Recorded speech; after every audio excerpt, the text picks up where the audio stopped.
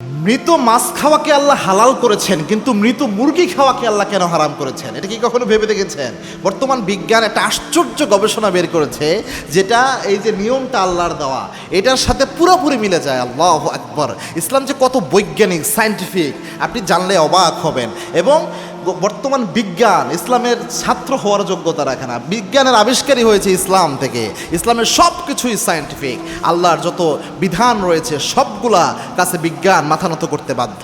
এই যে আল্লাহ রাব্বুল আলামিন মৃত প্রাণীর মধ্যে মৃত মাছকে কিন্তু আল্লাহ হারাম করেছেন, হালাল করেছেন। মৃত মাছ খাওয়া হালাল, কিন্তু মৃত মুরগি খাওয়া হারাম।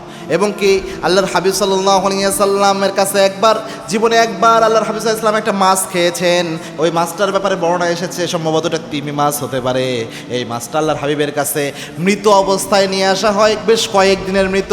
আল্লাহর হাবিব সাল্লাল্লাহু আলাইহি ওয়াসাল্লাম বলেছেন, তোমরা নিজেরাও খাও, আমার জন্য একটু পাঠাও। রাসূল ওই মাছটা খেয়েছেন, ওই মাছের একটু অংশ খেয়েছেন। তার মানে মৃত মাছ রাসূল সাল্লাল্লাহু আলাইহি ওয়াসাল্লাম খেতেন। এবং রাসূল সাল্লাল্লাহু আলাইহি ওয়াসাল্লামের হাদিসে এটা নির্দেশ রয়েছে যে তোমরা মৃত দুইটা জিনিস খাওয়া যায়, তার মধ্যে একটা হচ্ছে মৃত মাছ এবং পঙ্গপাল, এরকম একটা বর্ণনা এসেছে। এবং সমুদ্রের যত বা পানির মধ্যে যে প্রাণীগুলো রয়েছে এগুলো অনেকগুলাই ম্যাক্সিমামগুলাই হালাল অনেক ক্ষেত্রে।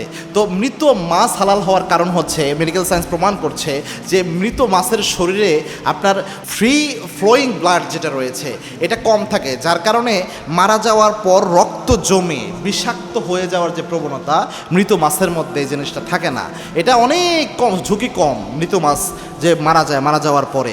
এবং পানির পরিবেশে যেহেতু মৃত মাছ থাকে, যার কারণে এর ব্যাকটেরিয়া মানুষের জন্য তুলনামূলক কম ক্ষতিকর থাকে, যার কারণে একটা মৃত মাছ ওই আহামরি কোনো ক্ষতিকারক ব্যাকটেরিয়া মৃত মাছের শরীরে থাকে না, যেটা মানুষের ক্ষতি করতে পারে। কিন্তু অপরপক্ষে আপনি যদি মৃত মুরগিকে দেখেন, একটা মৃত মুরগি যখন মারা যায় রক্তগুলো তো তার শরীরেই থাকে, জবাই করলে কি হয়, রক্তগুলা প্রবাহিত হয়ে বের হয়ে যায়। কিন্তু মারা গেলে তো রক্ত ভিতরেই থাকে, আর ভিতরে রক্ত থাকার কারণে তার ভিতরে এই রক্ত থেকে সব ব্যাকটেরিয়া, ক্ষতিকারক জিনিসগুলা যা রয়েছে এগুলো আস্তে আস্তে গোস্তের মধ্যে মিশে যায় এবং একটা বিষাক্ত অবস্থা তৈরি হয়। একদম বিষাক্ত বিষ যেমন মানুষের শরীরে ক্ষতি করে, একটা মৃত মুরগি যারা নিয়মিত মৃত মুরগি খায় তাদের শরীরে এরকম মারাত্মক খুব ক্ষতি হয়। এবং বড় বড় ধরনের যে রোগ ব্যাধিগুলো হচ্ছে, এই রোগ ব্যাধিগুলোর জন্য এটা মারাত্মক ভূমিকা পালন করে। এই যে দেখবেন বিভিন্ন ভাইরাস আসে না নতুন নতুন, যে দেশগুলো দেখবেন এরকম খাবারের ক্ষেত্রে হালাল হারামের বাছাই নাই, অর্থাৎ ইসলামের সিস্টেমের বাছাই করে না, অর্থাৎ যাচ্ছে তাই খায়, হারাম জিনিস খাচ্ছে,